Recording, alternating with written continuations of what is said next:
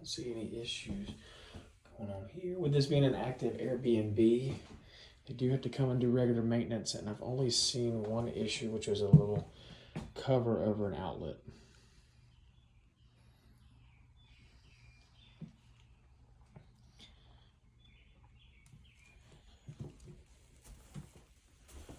Couple spots on the carpet.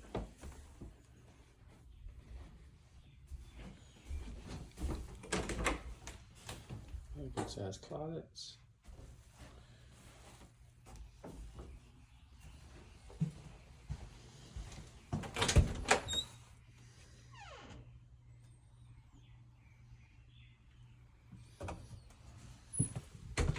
It does have a security system if you wanted to use that. It doesn't look like it's hooked up.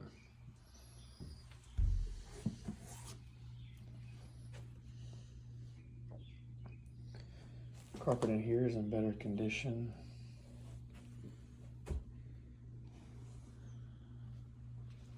Okay.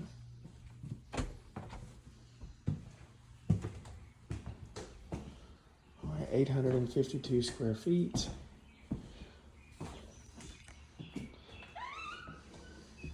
And a little minor issue on the flooring here.